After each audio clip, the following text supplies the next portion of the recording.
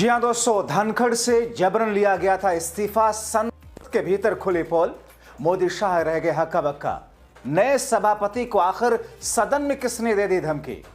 और राहुल सेना के साथ में डिंपल यादव ने मोदी को किस तरीके से घेरा और सुना डाला। स्वागत है आप सभी का। आप देख रहे हैं द राजनीति का विशेष सेगमेंट खबर और विश्लेषण। मैं हूं जब्बार खान। दोस्तों, शीतकालीन सत्र शुरू होते ही संसद के भीतर ऐसा क्या हुआ कि जिसके बुनियाद पर यह खुलासा हुआ कि साहब जगदीप धनखड़ ने इस्तीफा नहीं दिया था, उनसे इस्तीफा लिया गया था। आखिर मोदी और शाह ने संसद के भीतर ऐसी कौन सी गलती करा दी, या बेख्याली में ऐसा क्या कर गए जिसके बुनियाद पर सारी पोल पट्टी खुल गई और मल्लिकार्जुन खड़गे ने एक एक करके वो पॉइंट्स रख दिए जिसकी बुनियाद पर यह साबित होने लगा कि साहब धनखड़ से इस्तीफा तो लिया गया था। और राहुल सेना के साथ साथ में डिंपल यादव का वो रौद्र रूप कैसा आज दिखा जिससे मोदी और शाह भी आश्चर्यचकित रह गए। विस्तार से दोस्तों आपको सब कुछ बताते हैं, अगले चंद मिनट मेरे साथ में बने रहें। दोस्तों, देश के पूर्व उपराष्ट्रपति और राज्यसभा के पूर्व सभापति जगदीप धनखड़ एक ऐसा नाम जिन्होंने सुबह से लेकर शाम तक बतौर सभापति राज्यसभा के अंदर कार्य संचालन कराया और अचानक उनकी तरफ से यह कहा गया कि साहब तबीयत ज्यादा खराब चल रही है मेरी, इसलिए इस्तीफा दे रहा हूं। हम जैसे पत्रकारों ने और राजनीतिक पंडितों ने तो उसी वक्त कहा इस्तीफा खुद से नहीं दे रहे हैं, इनको बेआबरू करके मोदी और शाह उस चमन से निकाल रहे हैं। और फिर दोस्तों उसके बाद क्या कुछ नहीं हुआ। उसके बाद उनको उनके घर में कैद सा रखा गया, उनको उनके सोशल मीडिया हैंडल या मीडिया में किसी भी तरह के कोई बयान देने से पूर्ण रूप से प्रतिबंध लगा दिया गया और काफी दिनों तक उनका कुछ अता पता नहीं था।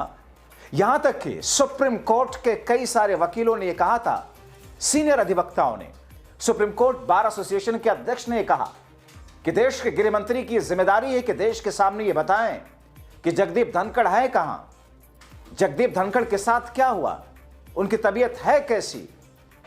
और अगर ऐसा नहीं होता है तो हम सोच रहे हैं कि सुप्रीम कोर्ट पर में इसको लेकर कोई याचिका दाखिल की जाए। दोस्तों, उन्हीं जगदीप धनखड़ को लेकर के राज्यसभा के जो सभापति थे उनकी जगह पर राधाकृष्णन जो नए आए उनको किस तौर पर चेतावनी दी गई वो आपको बताएंगे, मगर जगदीप धनखड़ के इस्तीफे का राज भी खुलता हुआ देखा। दोस्तों, उससे पहले मैं आपको कुछ चीजें दिखा देता हूं। कांग्रेस पार्टी के अध्यक्ष हैं, राज्यसभा के नेता प्रतिपक्ष हैं मल्लिकार्जुन खड़गे। उन्होंने मोदी शाह को संसद के भीतर अब से थोड़ी ही देर पहले चैलेंज किया और चैलेंज ऐसा वैसा नहीं किया।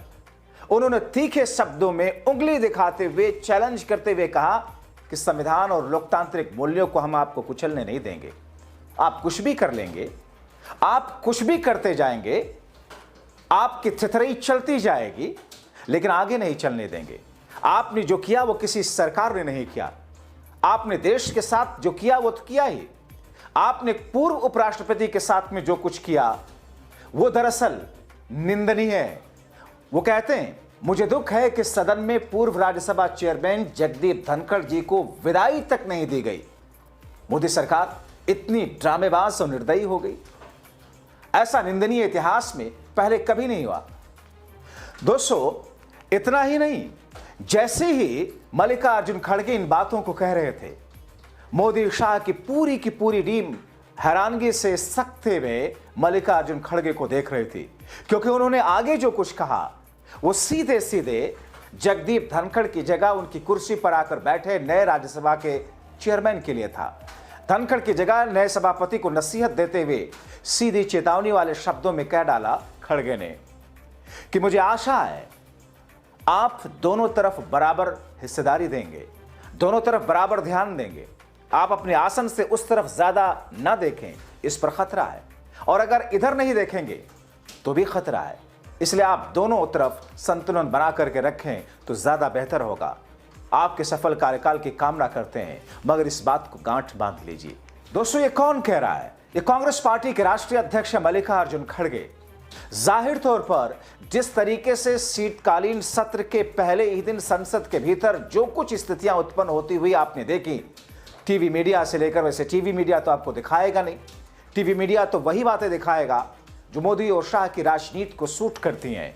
लेकिन सोशल मीडिया, डिजिटल मीडिया से लेकर के अलग अलग प्लेटफॉर्म पर आपने जो कुछ देखा और देखते जा रहे हैं, जाहिर तौर पर बहुत कम मौकों पर ऐसा रहा है कि संसद के सत्र के पहले ही दिन और पहले ही कुछ घंटों में सत्ता पक्ष के सामने विपक्ष ने कुछ ऐसा कर दिया हो कि सत्ता पक्ष असहाय महसूस कर रहा हो।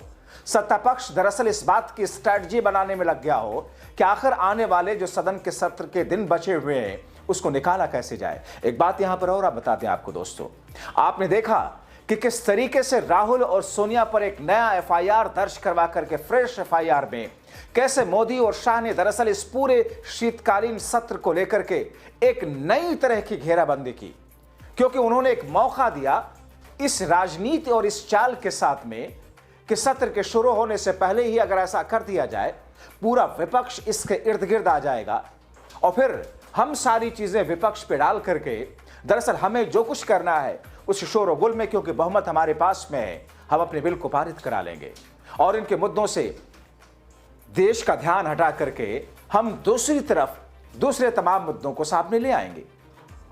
मगर दोस्तों, इस बार संसद के भीतर इंडिया गठबंधन किसी और तैयारी के साथ पहुंचा हुआ है। इससे पहले कि कुछ चीजें आपको अपडेट कर दूं, उसके बाद मैं फिर इस मुद्दे पर आता हूं। दोस्तों, मोदी और शाह की तरफ से जो कुछ बातें कही गई संसद के शीतकालीन सत्र शुरू होने से पहले, और खास तौर पर प्रधानमंत्री मोदी ने जिन शब्दों का प्रयोग किया, जैसा कि मैंने पिछले शो में आपको बताया, जिस तरीके से भाषा की मर्यादा को तोड़ा, ड्रामा जैसे शब्दों का प्रयोग किया, उस पर सियासी तूफान मच गया। सियासी ड्रामा का नया एपिसोड चल रहा है। देश हैरान था कि मोदी ऐसी भाषा का उपयोग कैसे कर सकते हैं, वो तो देश के प्रधानमंत्री हैं। राहुल खड़गे समेत पूरा विपक्ष भी मोदी के धागे खोलते देखा। दोस्तों, अखिलेश यादव और उनकी पत्नी, सांसद पत्नी डिंपल यादव ने जिस तौर पर जो कुछ कहा, पहले वो आपको बता देते हैं। अखिलेश यादव कहते हैं कि मोदी साहब, ड्रामा कौन करता है ये तो सबको पता है, आपको भी पता है। ड्रामा का उपयोग इसलिए करना क्योंकि डी से डेमोक्रेसी है। हम ये चाहते हैं कि ईमानदारी से काम हो, कोई मतदाता छूटे नहीं। जिन बिलों की जाने जा रही, क्या वो ड्रामा था? मगर दोस्तों, वो डिंपल यादव जिन्हें आमतौर पर बहुत एग्रेशन में आप नहीं देखते होंगे, लेकिन डिंपल यादव का भी एग्रेशन जम करके देखा। बतौर सांसद उन्होंने मोदी शाह को जिस तौर पर धोया, उन्होंने कहा कि एसआईआर में गड़बड़ियां और बिलों पर दबाव बना करके जिस तरीके से ओबीसीज और एक पक्ष के वोट काटे जा रहे हैं और बीएलओ उस दबाव को जिस तरीके से सहन नहीं कर पा रहे हैं, उनकी जीवन लीला समाप्त हो रही है। क्या ये ड्रामा है? क्या आप ये कह रहे हैं मोदी साहब? असली ड्रामेबाज कौन है पूरा देश जानता है। वो कहते हैं कि पूरा का पूरा विपक्ष यही मांग कर रहा है। उत्तर प्रदेश और बंगाल में जो एसआईआर इतनी जल्दबाजी में हो रहा है, बिहार में एसआईआर की एक्सरसाइज ने जिस तरीके से चुनावी नतीजे को प्रभावित किया, डेडलाइन जिस तरीके से बढ़ाने की मांग लगातार की जा रही है, और जो कुछ चुनाव आयोग ने भी नई गाइडलाइन दी है वो भी पर्याप्त नहीं। सिर्फ 60% लोग ही फॉर्म भर सकेंगे। अभी तक 40% लोग बाकी हैं। जिस अंदाज का प्रेशर है और जिन प्रेशर को बीएलओ झेल नहीं पा रहे हैं, इसके जिम्मेदार कौन है? इसकी जिम्मेदारी कोई तय होगी? क्या पहलगाम को लेकर कोई जिम्मेदारी तय की गई? लाल किले को लेकर कोई जिम्मेदारी तय की गई? दोस्तों, उधर जिस तरीके से कांग्रेस पार्टी ने टिट फॉर टैट के अंदाज में ड्रामेबाजी के शब्द को लेकर के एक मुद्दा बना करके सीधे सीधे कहा कि दरअसल बेईमानी के टिप्स तो कोई भारतीय जनता पार्टी से पूछे, ड्रामेबाजी की नई स्क्रिप्ट क्या होती है, ड्रामेबाजी की किताब और थेसिस क्या होती है, ये कोई मोदी और शाह के पूरे गुट से पूछे। हर शख्स मानो वहां पर मदारी है और ड्रामे कर रहा हो।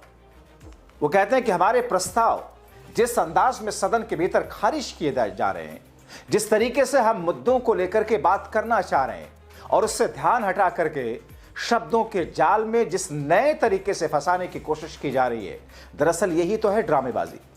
लेकिन दोस्तों, इन तमाम चीजों के बीच में शीतकालीन सत्र के पहले ही दिन जगदीप धनखड़ को लेकर जिस अंदाज में जो बातें सामने आई, उन बातों ने एक बार फिर से यह साबित कर दिया कि जगदीप धनखड़ जिसे देश अब भूल चुका है, वो जगदीप धनखड़ जो कि देश के पूर्व उपराष्ट्रपति थे, देश के पूर्व उपराष्ट्रपति हैं, देश के पूर्व राज्यसभा के उप सभापति हैं, देश भले ही भूल चुका हो, क्योंकि देश का जो मीडिया है, मेन स्ट्रीम मीडिया जो खुद को कहता है, उन मुद्दों पर चर्चा ही नहीं करता जिन मुद्दों को जिनसे लेकर जनता जिनके बारे में जानना चाहती है, जिसका सरोकार जनता से होता है, मगर सदन के भीतर सत्ता पक्ष के सामने विपक्ष ने एक बार फिर से धनखड़ के मुद्दे को लाकर और उनकी जगह नए सभापति को चेतावनी देकर के एक नई तरह की बहस को जन्म दिया है।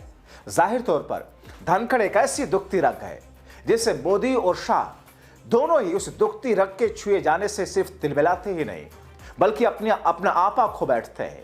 और ऐसी स्थिति में दोस्तों, मोदी और शाह, इनका पूरा का पूरा कुनबा जिस तौर पर इन 19 दिनों के सत्र को लेकर जिस स्ट्रैटेजी के साथ में संसद में घुसा है, जाहिर तौर पर लोकतांत्रिक और संवैधानिक मूल्यों के साथ में एक तरीके से इसे राजनीतिक पंडित खिलवाड़ बता रहे हैं। तो एक ऐसी स्थिति जहां पर हाल में ही खुद जगदीप धनखड़ ने क्या कुछ कहा था और उन्होंने अपना एग्जाम्पल देते हुए एक तरीके से मोदी और शाह की तरफ इशारा किया था, जाहिर तौर पर वो खुद दर्शा रहे हैं। सीधे तौर पर खुलकर तो बोल नहीं सकते, मगर खुद उन्होंने दर्शाया था कि किस तौर पर उनके साथ में क्या कुछ ज्यादती नहीं हुई है। और अब उस मुद्दे को लेकर और उससे आगे के बिंदु को लेकर कांग्रेस पार्टी के राष्ट्रीय अध्यक्ष ने जो कुछ कहा, जाहिर तौर पर एक नए तरीके से एक नई बहस जन्म देता है। आप क्या सोचते हैं? अपनी राय कमेंट बॉक्स में जरूर लिखें।